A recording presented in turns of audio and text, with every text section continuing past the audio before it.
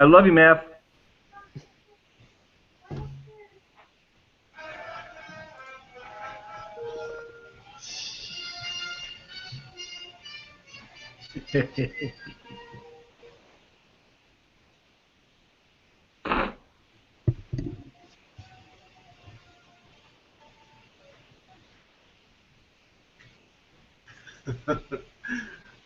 Hello, everybody. Welcome to A Real Point of View. My name is Greg Morgan. I am your host this evening for another episode. And joining me are my co-hosts, Karen, the movie maven herself, Miss Karen D., and Larry, the Must-See Movies film critic, Larry Dymkowski. Hi, you guys, and welcome to our Film Noir. We finally get to this episode. We've been trying to do this for like 2 weeks now. Good to see you guys. How are you guys doing? Good. Larry? I am doing really good, and just enjoying life and some pizza and some salad and a nice conversation about film noir. Sounds like a plan. I've got my apple/lemonade mix here, and it's actually pretty decent. Toast to you guys. Wow, you didn't bring us any. He didn't give us any pizza either. Look at that guy. That's right. I'm sitting here with nothing. See, he's happily eating that pizza, and you got to smile at least, Karen. Karen, you're wearing a star. Yeah, whatever. Bite me. You didn't bring you a star. Yeah, you're wearing blue. You didn't give me any blue. Yeah, I got the memo. I'm wearing purple. I got the memo. I'm wearing burgundy. Bite me, both of you, okay? Well, tonight, ladies and gentlemen, yeah, that's love American style. So the three of us are talking about film noir detectives. So I'm gonna throw this out there to you, Larry, because you have a really good grasp of this genre. What is film noir for our audience who don't really understand it? Larry. Oh, me? Well, let's start out first of all by saying that film noir is dark, explores the dark avenues of the individual, of the culture, of society. It's very extreme lighting, extreme camera angles. And one of the things that it does is it balances this gray area between right and wrong with all these extremes that the characters are put in and the extremes of the different angles of the lighting and the set, the scenery, the camera shot. And in doing that, it hopefully brings us a little bit closer to understanding the darker side of the human condition and what we do every day so that we don't fall prey to that dark side. Now, I know I'm sounding a lot like, a Jedi or Star Wars or something like that. But take for example, a very famous film. We're not going to go there in general, but like Casablanca, it's right on the cusp of film noir. Everyone in that film is flawed. Right. And everyone in that film, all the characters in the film are relying on their dark side to do what they need to do, whether if it's the right thing or the evil thing. And none of them are proud of this. And in many cases, they all feel trapped. And one of the scenes that really underscores this is the scene of the young couple, where the girl is willing to sell her body to Captain Renault so that they can get the visas and leave Casablanca. And the movie kind of rotates around that concept, that idea. And this is a very basic understanding of what film noir is. And you know something? If you have the basic understanding, then you can start seeing elements of film noir in lots of movies, and how many movies who are originally film noir, and we started understanding a little bit more then about what the film is trying to do. So let's talk about film noir detectives. That's our subject matter for tonight.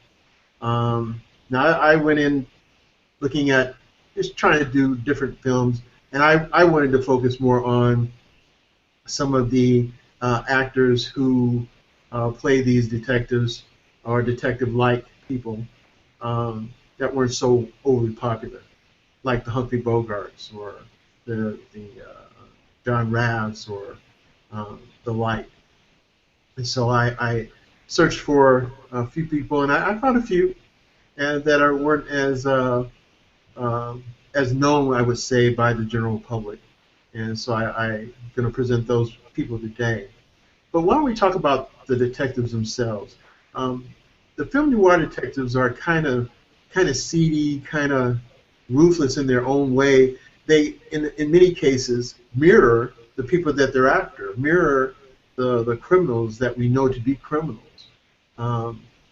Some people would say these days that would be considered, what is it, a profiler in a way in today's law and justice. But these detectives relied on not necessarily the academia, but on their gut. They relied on their intuition, their own internal loyalties and integrities that they had.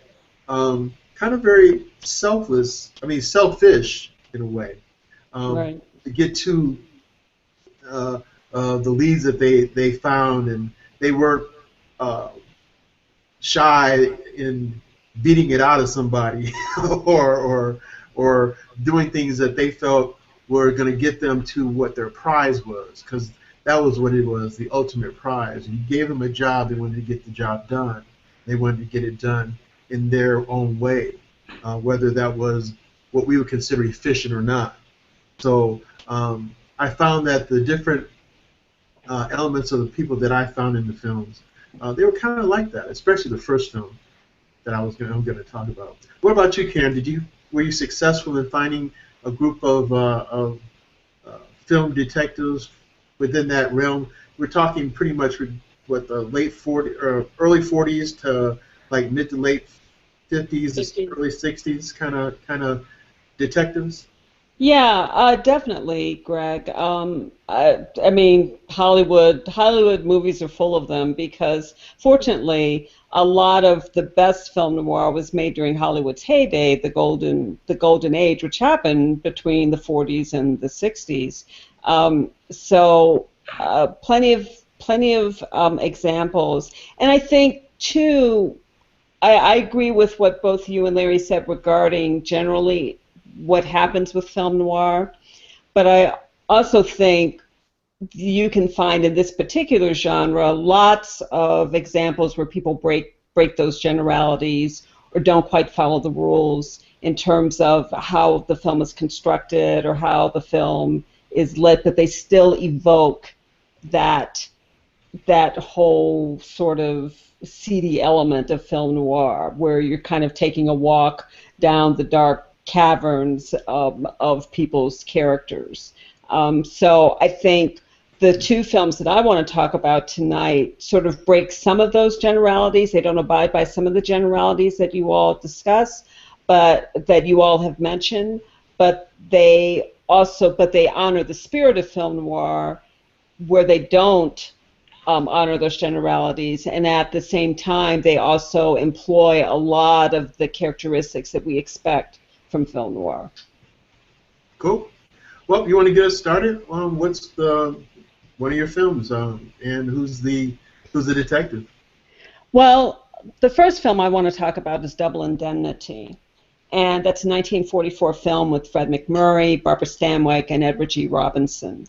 And it's one of my all-time favorite films. And I'm not ashamed to say that I had a crush on Fred MacMurray for several years after watching Double Indemnity. I had no idea that he could be that sexy. I mean, the first time I'd seen Fred MacMurray was in a film called Alice Adams with Katharine Hepburn, and he was about as sexy as, I don't know, buttered toast without the butter. So to see him as this really sort of, I mean, suave isn't the right word. He had this like very sort of almost callous, like I don't care kind of swagger, but at the same time he kind of knew he cared, and it's like if he really liked you, you could really feel like, wow, he could really make me feel like a woman if I can only get him to notice me or something like that. I thought this was a rated G or PG show. It is a PG show. Keep your shirt on. So, We're all keeping our shirts on. Just saying. Anyway, so there are those elements. But what I find interesting about this film, I said this film doesn't quite abide by some of the generalizations, and here's where it really breaks the mold a little bit. Fred MacMurray's character is an insurance investigator. Okay, so that's a euphemism for detective, right? So he's an insurance investigator, and he's sort of tootling along, and then he shows up at Phyllis Diedrichson's place, and ostensibly to check on an insurance policy that maybe her husband was going to buy, or some arrangement along those lines. But he meets her. He's not around. He meets her, and he's immediately smitten. Mm-hmm. So that's where the movie takes off.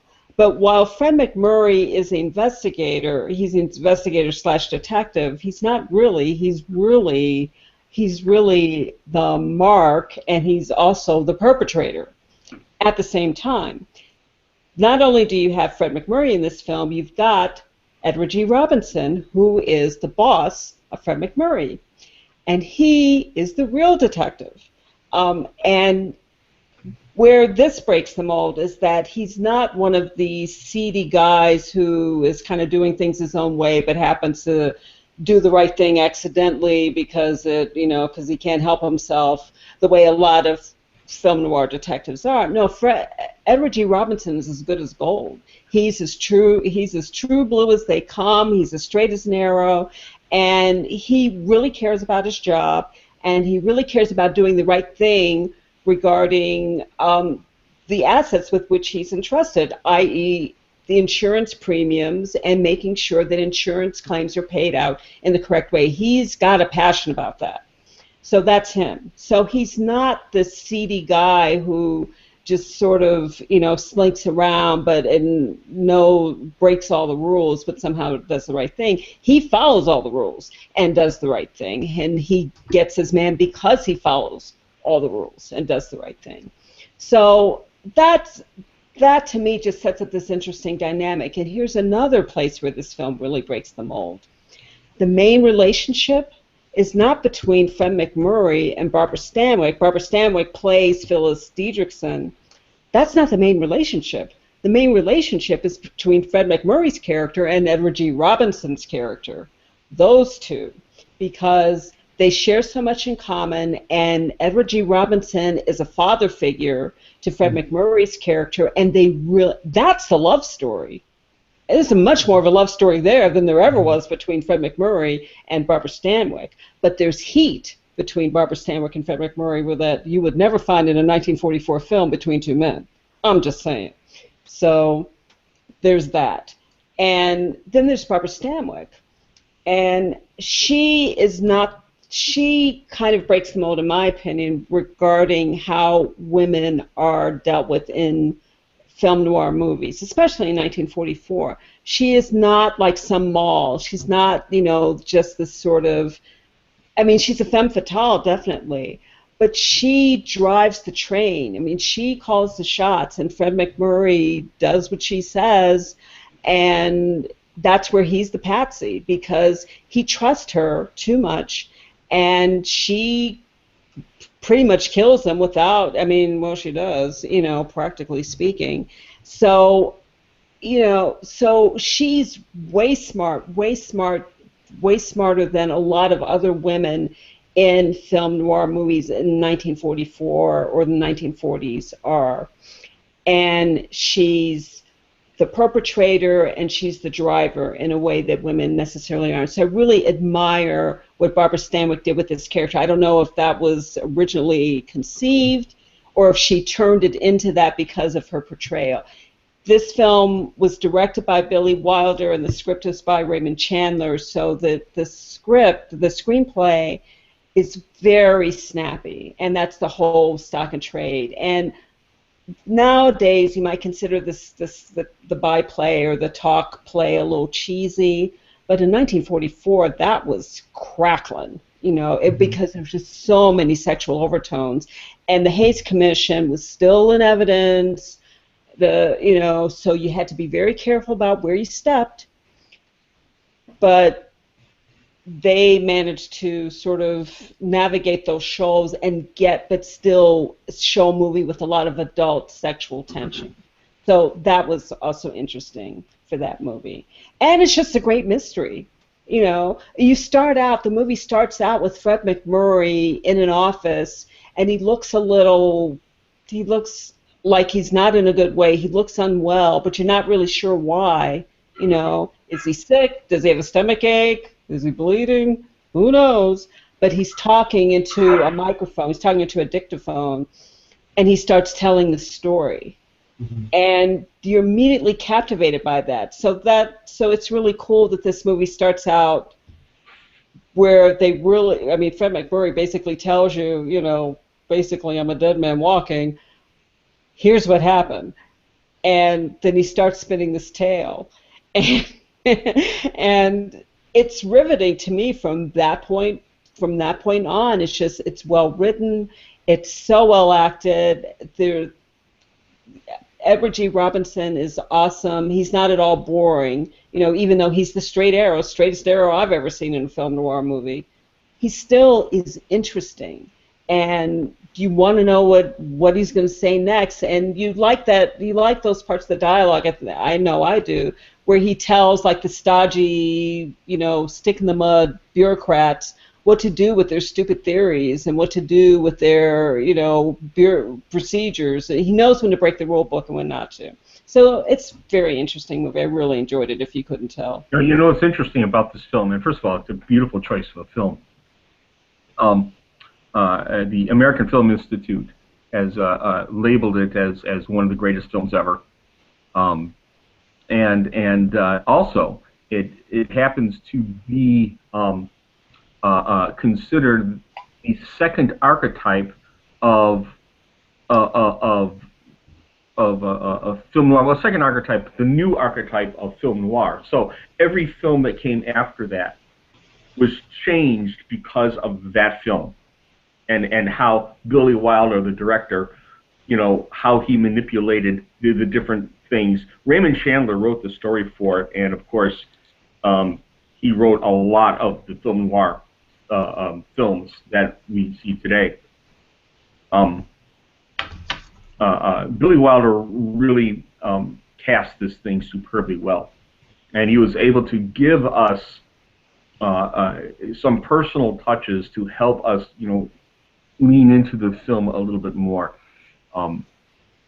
I agree with the relationship that you're talking about, but I don't think it's a two-way relationship. I think that there's two different three-way relationships going on, and one is Stanwyck, her husband, and Fred MacMurray, and the other one is Stanwyck, Fred MacMurray, and Edward G. Robinson. So you've got two triangles going on, and it moves from one triangle to the next. And I think that this dynamic helps us, or helps to tell the story of the film, which you so eloquently put.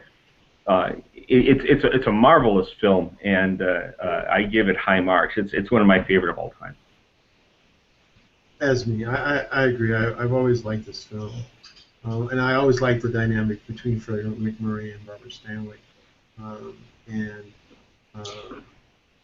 what you were talking about earlier, Karen, the cheesiness and the sayings. You know what? some of the best sayings come out of these films. Oh, they do. I And love the they're way Fred MacMurray says "baby." No, yeah, baby, I'm not gonna do that, baby. You know, I'm like, really? Say it again, Freddie. You know. yeah, Well, it's some good stuff. Fred MacMurray kind of relives that character in The Apartment. Also in Pushover. Yeah, also a pushover, and Not nearly as good a film, by the way. The well, Apartment was an excellent film, but Pushover not and so here good. it's a comedy and a film noir all in one. And if you say those two can't work together, watch this movie. Jack Lemmon is brilliant in it. Um, uh, uh, um, and how Fred MacMurray behaves is deplorable. It's wicked. It's deplorable. And he knows it, and he knows power, and he's willing to use it to get what he wants. Unfortunately, what he wants ends up his demise. Ends up being, used against him. Um, Shirley MacLaine is the linchpin of that film because she's on all sides of the story, the comedic side of the story and the dark side of the story. So she's the linchpin, and because of that, she does such a great job. The film works. Well, I'd Well, like to introduce another film if I could, as our sure. time is going pretty fast here. Um, I found this film because first of all, I love the actor. Um, Now, this actor that I'm about to introduce, I usually watched him in westerns, and he actually was in one of my favorite all-time westerns, which is called Shane. And the actor is Alan Ladd. So I found this kind of a quirky kind of film, which I found some interesting things about it. So Alan Ladd is a ruthless, kind of self-centered investigator. But what I found was interesting about this film, the name of the movie, first of all, I'm sorry, ladies and gentlemen, the name of the movie is Appointment with Danger. Mm-hmm. This came out in 1951, and it stars Alan Ladd, Phyllis Culvert, Paul Stewart. Now, what was cool about this is he's not just he's not a private investigator. He's not a policeman in the sense of the local police. He is a postal inspector, and he's brought into a case where another postal inspector who he knew but didn't like, but that doesn't matter. A person he knew but didn't like was killed. They found a postal inspector murdered. And so he's brought into this to try to find out who killed this postal inspector. And he finds that his sole witness is a nun, and the nun's played by Phyllis Colbert. And so not only does he have to investigate a murder, but he's got to find a way to protect her from the killers, because she is an eyewitness to what's going on. And this was a really good movie. We're talking about one-liners. He had like a million of them. And it also was one of those. What am I trying to say here? A movie where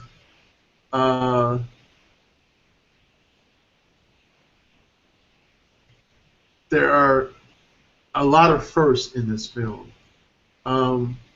I want to just go over that real quickly with regard to the actors in this film. Two of the actors in this film caught my eye right away, and that's Jack Webb and Harry Morgan. Now, in this particular film, the hired killers in this film are Jack Webb and Harry Morgan. Well, this movie came out in 1951. In 1954, these two come together again as some of the best detectives on television in Dragnet. So they're playing very opposite what we know them to be in this film in just a few years later in a TV series. So I wonder if that was the first time they worked with each other. It is because Jack Webb, this is actually his first film. Oh, wow. Harry Morgan had been in a few films prior, but this was Jack Webb's coming out film, and did a really good job, by the way. He was of the two, he was the scary one. But the scary one in this movie is not the criminals. It's actually Alan Ladd. Alan Ladd is not just a tough guy. He's a very, as I alluded to before, self-centered. Thinks he is right all the time. Because he says that's the way it should be. And one of his co-workers, his chief actually, always tells him things like, you know, in this world, people have a conscience. Maybe one day you'll have one. Things like that, or you know, as And Alan yet they're Ladd, friends. as Alan Ladd pays a little bit more attention to trying to keep the nuns safe, his uh, manager, his boss says things like, you know, if it wasn't for that nun, you wouldn't have a soul, or you know, I'm noticing that because of this nun, you're actually, I don't know, you might actually be considered maybe human. You know, stuff like that throughout this whole movie because of how this particular film noir detective, his drive to get his killers, his drive to get his man, he stops at nothing, and he's just as ruthless as the robbers and the killers in this film, and he's so much so that even the police don't like him. So the people he's trying to work with don't like him, and ultimately it makes it hard for them to do things because you know they're thinking, okay, if you're not going to pay attention to what we're talking about, or if you're going to second guess everything that we say or do, then you can do this by yourself. You know? But because he is actually an agent of the federal government here as the postal inspector, they have to give him a little bit more respect than his due. But he takes it as if he's just a kind of above everyone else. But as the movie goes on, we find that the different circumstances and the fact that he truly does care about something or someone, he kind of comes back a little bit away from all that brassness and all that callous and angst that he has, and he's a little bit more feeling, but it doesn't take him off of his game, and that's what's cool about this particular film noir detective. It doesn't take him off his game, no matter how ruthless, no matter how mean and cruel he really is. It does. The nun kind of softens him up just a touch. So, and even at the end of the movie, his boss says, "Wow, the way you're going, you might even be able to join the human race." He goes, "Maybe so." It's interesting. I've got a film here that connects both of your films. Okay. Okay, and it's well, we planned this in advance, right? No, it just turns out that way. So kudos to all of us. Yeah, we're brilliant. Now this film also stars Alan Ladd and Veronica Lake, and it also stars Tom Powers, who was the husband in Double Indemnity. And pray tell, what is this film? Well, it is one of the best. Again, it's a great example of pure film noir, and it's The Blue Dahlia. No, Dahlia. Sorry. Dahlia. The Blue Dahlia. That's a very famous film. 1946. Alan Ladd, Veronica Lake, and ladies and gentlemen, this is a film that I don't want to tell too much about the story because you got to see this film if you haven't seen it. It's brilliant, suspenseful, and really leaves you questioning a lot of things that you take for granted in storytelling, and it demands your attention. Great film. Again, the writer Raymond Chandler, and people who don't know, Raymond Chandler wrote almost all of the detective movies that like Humphrey Bogart was in. I mean, this is how Raymond Chandler is an important mystery writer, an important suspense writer of that era. And let me tell you something. What he was able to put on the page, George Marshall, the director, and his actors were able to deliver that page onto the screen. It's a delightful film to watch. And this is the film to watch too, as opposed to the remake, because I think this film was remade maybe 5 or 6 years ago. I think it was. But don't waste your time with that. No, Watch the the original. 1946 version with and Alan Ladd plays a Navy pilot, comes on home after World War II, and he finds his wife in the arms of another man, and then, gosh darn it, things happen, and it all keeps you guessing, and for that's my son. That's my son Matthew. What's up, Matt? Hi. Can I edit that part out? No, we're live now. Go ahead, Larry. So anyway, I just lost my train of thought. Matthew, can you see something right now? Anyway, I kind of lost my train of thought. So you two take it away. You were talking about Raymond Chandler and what a great playwright he was. Alan Ladd coming back home from World War II, finding that he finds his wife in the arms of another man, and that's when things start to happen. Yeah, and he also wrote Double Indemnity. Right.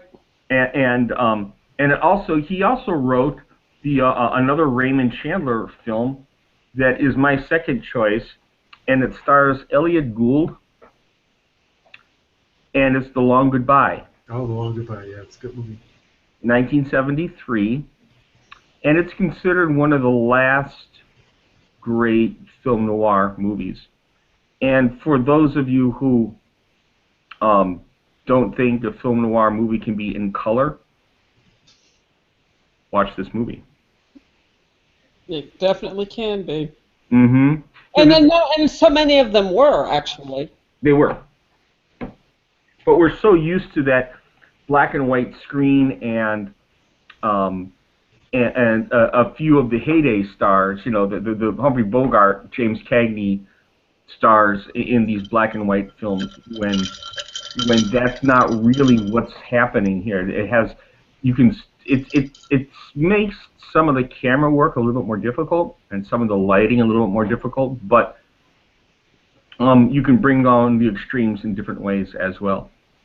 Well, here's something else I want to say about that too, because I think you're right. If you've got color, your job, if you're in the film noir genre, is harder, because the whole thing about black and white, which is so easy, is that you've got this notion of things being shrouded in mystery.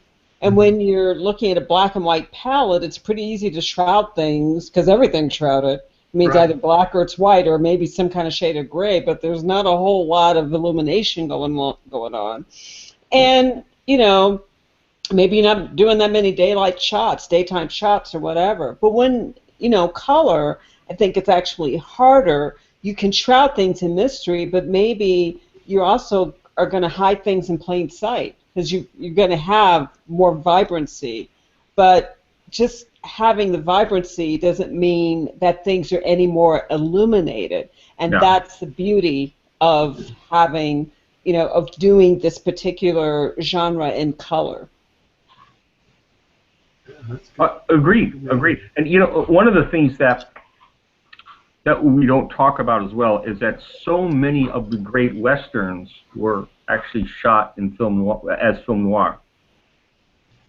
We mentioned Alan Ladd. Well, Shane, a great portion of Shane is film noir. and you know, and that gunfight in the middle of the mud in the middle of the street with one of my favorite actors of all time, who was in lots of different. You are going to bring Elijah into everything, aren't you? I'm going to do it, man. Mr. Cook. That whole thing is very film noir. Now, elements of. Remember, I said elements of.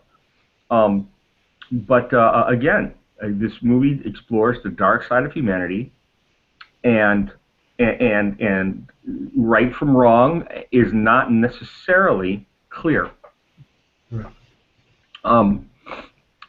Even the wife would kind of rather be with Shane. You know, and and can we blame her? No, we cannot. And the son would rather be the son of Shane. Yes. And can we blame him? No, we cannot. And Shane's horse is only the only happy one because he gets to travel with Shane. With Shane. the trick to this is, and it's also something that's very, very clear in several of Clint Eastwood's films, is that the town can't take care of themselves. So what they do is that they expect somebody who already has their hands dirty to fix it for them. Sounds like Pale Rider to me. Mm-hmm. And Pale Rider, by the way, you borrowed a lot from Shane, a whole lot from Shane. So again, it's this dark part of humanity that is explored, and no one is innocent. But in Shane, you have the little boy who represents innocence. Right. And so it changes a little bit. And it's worthwhile. Some of these great westerns, especially some of the westerns before the 50s, that's important.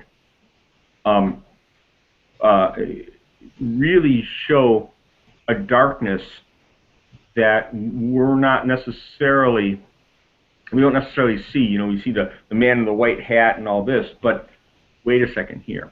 There's a different story being told, and sometimes we get caught off guard with that story. And it's quite brilliant in how they do that. But then again, look who was directing it, look who's writing it, and look what the audiences wanted to see at the time. Yeah, that reminds me when you were talking westerns, and I'll only make a brief comment about this. As you were stating that, it reminded me what I thought about Red River with John Wayne and Montgomery Clift. And you can see that in that film, the darkness of not just the shadowing and the before the gunfights and all that, but the personalities of the people and how they interact with each other. It's very, very dark and sometimes callous and cold, but understood. And there was the CODE, that code. It seemed like it made it okay. Mm-hmm. I want to bring in one other film for me, and this is another film where the detective is not purely a detective like we would see a private eye or a police detective. And you alluded to this earlier. We have an insurance investigator in this film, and the insurance investigator is played by Edmund O'Brien. And the name of this film, if it doesn't tell you already, is The Killers. Okay, this movie came out in 1946, and this is the debut film for Burt Lancaster. Burt Lancaster has a love interest in the film, that's Ava Gardner. And this is a movie that was actually written, the screenplay was actually done by Ernest Hemingway. Wow. So this was a biggie. And this movie is, we're talking about seedy, every single person in this film, except the main insurance guy in the office. Every person in this film has an agenda. And every person in this film is a little seedy and a little shady, including the insurance investigator. And how he gets his information and what he does, he seems like a likable guy at first, but then as you get more into the film, you realize that he's not always this perfect goody two shoes guy. This film is basically starts off with the killers are in town and they're looking for somebody. They have I mean, staked. they go by the name The Killers, and they just like show up as a group. We're the No. Killers, and we're looking for somebody. No, there's a small town, ladies and gentlemen, and in this small town, there's a guy who's trying to not be known and not be seen. But somehow, someone sees him, and now they've sent killers out to get him. And they've staked out this town, and so now they're making their move. Now, what's cool about this is it's not just the first for Burt Lancaster. This is also a first for William Conrad.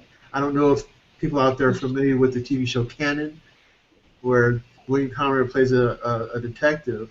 Well, in this movie, he's one of the killers. But more importantly, William Conrad was the narrator in the Rocky and Bullwinkle cartoon series, and it was his favorite project, and famously said that was the only one he actually cared about. Just thought I'd throw that out there. Well, he'd say that anyway because in this movie he's not dealt with rather well in this film. But in the beginning, he's one of the seedy meanies, and he's one of the killers. And Charles McGraw, another fine actor, this is his first film, and both of these guys play the killers. So Jack Lambert is a guy who sees Burt Lancaster in a town that he thought no one would ever see him in. And so the movie begins. The beginning of this particular film, I hope I'm not giving too much away, but they're looking for Burt Lancaster. And the film is all about the relationship between Burt Lancaster, a group of thieves, and the most despicable of those thieves is Ava Gardner. This is a wonderful film. It has a lot of twists and turns, and you don't know what all the twists and turns are until almost the end of the film. It sheds a light on whoever the person who gets killed, and then they go back in time as the investigator talks to different people who knew the person who has been killed and has their own ideology and relationship with that person. And it all culminates at the end of the film, the true angst and the true betrayal. So this is a great film. And Edmund O'Brien plays his role really, really well. He's enthusiastic, but he too is a little self-centered, and he's trying to do everything he can to get his person, to get his man or woman or group or whatever it is he's trying to get in this film. And it seems like he's going to be going about it in a general investigative way, and then he starts taking shortcuts. And so that's where it starts to change a little bit. And he's somewhat ruthless himself in this film. And he persuades his boss to give him more and more time to do this investigation because it's what he wants to get done. He wants to bring these people to justice. And you would think he was a regular lawman, and he's an insurance investigator. But the insurance investigators of that era, they carried guns because they were they're investigators. So, but this is a really good movie. I enjoy Burt Lancaster in this film, Ava Gardner even more so. But Edmund O'Brien is perfect film noir detective for this type of film as the insurance investigator. So any other films you guys were interested in out there? Well, there's a film from 1932. I just got a couple of honorable mentions. I'm not going to talk about them much, but 1932, and it stars Sidney Fox and Bela Lugosi, and it's Murders in the Rue Morgue. Sorry. Um, it is not a very long film. It's a little over an hour. It's brilliant. Um, I'd also like to mention. Oh, before you jump, Larry, is that a silent film? Is that a what? Is that a silent film? No, Cool. 1931. It is not a silent film. Cool. Just throw it out there. And there's another one that stars Arthur Treacher and Betty Davis called Satan Met a Lady. And Arthur Treacher? Arthur Treacher, the actor. Okay, because you're making me hungry. Yes, I know. Go have some fish and chips. That's fine by me.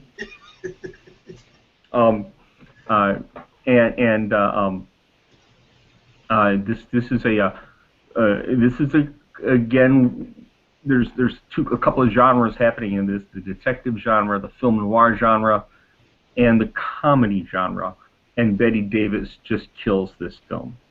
It's worthwhile watching her do it. And the final one that I have to mention, life wouldn't be the same without it. Is a wonderful little story, a detective film noir story, and it's called Exclusive Story, and stars Franchot Tone and Madge Evans. And I saw this one for the first time, maybe about a couple 3 weeks ago. Brilliant story. It was done in 1936 or 1938. It kind of eludes me at this point. Cool. How about you, Karen? Well, the other film that I guess I'll just briefly mention as we're getting low on time here is a movie called Shadow of a Doubt. Another one of my favorite movies. Joseph Cotten and Teresa Wright. And Hume Cronin is in this movie. And Patricia Collinge and Henry Travers. I mean, just this movie has incredible pedigree. And, of course, the pedigree begins with the director, who's Alfred Hitchcock.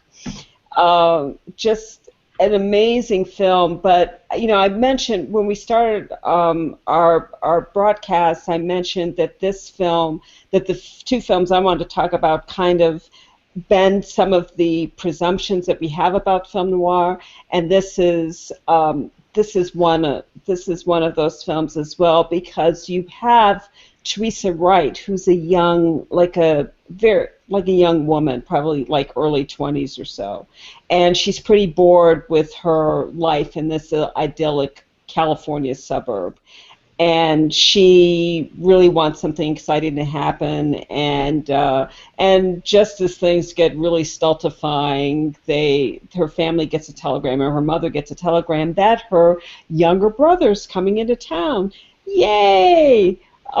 It's Uncle Charlie, and Teresa Wright is playing a character named Charlie. She's named after this uncle, and they've always had a special bond. So Uncle Charlie comes into town, and he just kind of arrives out of the blue, and no one really wonders why. They're just all happy to see him. But what's nice here is that Teresa Wright is sort of although she is not the detective in name, McDonald Carey plays the detective in this movie, and also Teresa Wright's love interest. She's really the detective. She's the one who starts suspecting that Uncle Charlie has some things to hide, but a lot of people in this movie have things to hide. I mean, her mother has things to hide. Patricia Collinge, the older sister of Uncle Charlie, has things to hide. And Patricia Collinge just does such a wonderful job of playing these kind of tragic characters, and she probably was typecast in that way. She played a very similar character in The Little Foxes. She played, she's done this character a number of times, so she does it beautifully. And Joseph Cotten does a really nice job of playing this, very upstanding apparently upstanding guy who has this really dark secret, and you look at him and it's like, well, he looks pretty ordinary. He looks like an okay guy. He couldn't possibly have things to hide. But he's got a whole raft of things to hide because women have been dying. And the police have been looking for the Merry Widow murderer. And they're kind of wondering if maybe it's, Uncle Charlie. And young Charlie's like, he's not quite, his cards aren't quite coming together to make a full deck. And I'm just a little concerned. And her Uncle Charlie just starts acting really creepy too, does creepy things. So she's the one who figures all this stuff out, and she's way smarter than the McDonald Carey detective character, which is one reason why I really like this film, because you've got a woman again, sort of driving the story along. In a movie that was made in 1943. So, in that way, a little bit ahead of its time. In fact, in my opinion, we've gone massive steps backwards since the 40s in the ways that women are portrayed, or the opportunities that they have to drive the narrative journey of movies. But this is one where Teresa Wright's character does that. So that's one of just a few reasons, one of many reasons why it's one of my favorite films of all time. It's also just a brilliant mystery, keeps you guessing from the beginning to the end, and you're just riveted by not only Joseph Cotten, but these other secondary characters like Hume Cronin, who spends a lot of time discussing how to pull off the perfect murderer. And you're like, why are you spending time talking about this? I mean, don't you have better things to talk about? Endless fascination for him. And Henry Travers, who played the angel Clarence in It's a Wonderful Life. Right.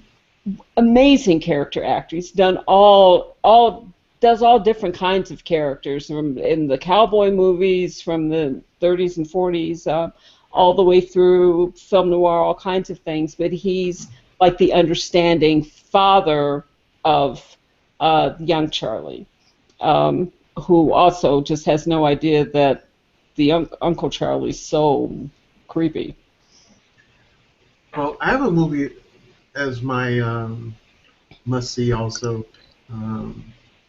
Not going to dwell on it a lot. We've talked about this movie on here before, but it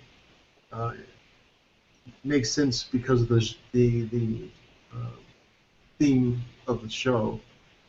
This movie stars Dana Andrews as a detective who finds himself smitten by a portrait of a dead woman. One of my favorite films of all time. And one of my favorite films of all time. And that movie is the 1944 film Laura, starring one of my favorite actresses of all time, which is Jean Tierney. And one of my favorite actors, Vincent Price. And directed by one of my favorite directors, Otto Preminger. And another good actor, Clifton Webb. I mean, this was a really, really well-done film, and this is the epitome of the film noir detective. We have a detective who's brash, he's tough, he's relentless, he's ruthless. Callous, also callous. I mean, every adjective you can think of. Not very likable, this guy. And yet, because of this portrait, he starts to melt down some of that gruffness into being a little bit more understanding. And it's because of that understanding that he actually solves the mystery. So this is one of those movies that's my honorable mention film, but it is a great film, and it's one of the best films that I've seen in a long time. Especially in the era, this particular era. One of the neat things about that film is that by the end of the film, we realize that the darkest person in that whole film was Laura herself. Oh yeah. and the picture of this beautiful and everyone around has this wonderful daydream-like vision of who Laura was, and yet once we meet her, oh my God. Yeah. I She have did one have a more. few things to hide. There is another film that I have on my list, and I want to bring it up very quickly. And I know, Karen, I know that you like this film too, and that's Sorry, Wrong Number. Barbara Stanwyck and Burt Lancaster. And Yes. the cool thing about this film, again, is the ensemble is so tight on this, and it has one of the best film noir quotes ever. And Barbara Stanwyck is just standing there, and then Burt Lancaster says to her, "I want you to do something. I want you to get yourself out of bed and get over to the window and scream as loud as you can. Otherwise, you'll have another 3 minutes to live." It just it's a brilliant line, and the way it's done, the way Lancaster does it, it's just so incredible. It's and again, it's prototypical film noir, the whole thing. Yeah, Burt Lancaster has one of those really suave, kind of cool voices that is real good for film. So There's a it's deliberate. this isn't a detective film, and I wanted to mention this too because it is very film noir. It borders somewhere in between film noir and existentialistic, and that is a Burt Lancaster film called The Swimmer. Oh yeah, And that's a classic. and it just might be Burt Lancaster's best acting job, and that's saying a lot. It's and at the beginning, you like Burt Lancaster, you like his character, you like how he's doing it, and then by the end of the movie, you got to rethink that. Right. The premise of the movie is that one morning or afternoon, or I don't remember that, but he realizes that he could swim all across the town, all across the valley, going from one swimming pool to the next, to the next, to the next, to the next, to the next. And so he does that. That's odd. Mm-hmm. Why would you spend your time doing that? Well, that really is the underlying premise of the film, isn't it? Why not? Why not? And he does this, and the journey along the way becomes very interesting. And each pool he swims in is a different event. Different things happen, and it all accumulates into this picture of Burt Lancaster, his character. And again, it's dark. Wow. Well, hopefully, ladies and gentlemen, you got to hear and see us talking about some really cool movies, some cool detective types, we'll say, because that's what we pretty much presented, some detective types in this film genre called film noir. So I really enjoyed these films. It was really cool trying to research them, and hopefully you guys enjoyed them as well. It sounds like you did. Oh, definitely. Film noir has always been one of my favorite genres in film. It probably is my favorite film genre, to be perfectly honest. Yeah. Well, ladies and gentlemen, that's our show tonight. We look forward to talking to you again about some of the films that we love, and we hope to get you to like as well, and get you at least take that opportunity to see. So, on behalf of us here at A Real Point of View, I'm going to say good night. Take care, Larry. Take care, Karen. And take care out there, all you guys listening to us. We appreciate you. And make sure you go out and see a movie. Take care, Long everybody. live film noir! Long live film noir. And long live Elijah Wood, Jr. Long live Henry Travers! Long live Dana Andrews. Long live the movie. Long live Fred MacMurray! Baby. Okay, so these are all dead people. They're all dead people. Okay. I know. We may long live them that's so in our pathetic. lives, in our hearts, Larry. It's so sad. That's all we got, people. I mean, Have a talk good about night. film noir. These are all dead people. Come on. Well, it is film noir. How ruthless can that be? That's pretty ruthless. All right, you guys. Take care, and we'll see you next time here on A Real Night, Point of View. everybody. Take care.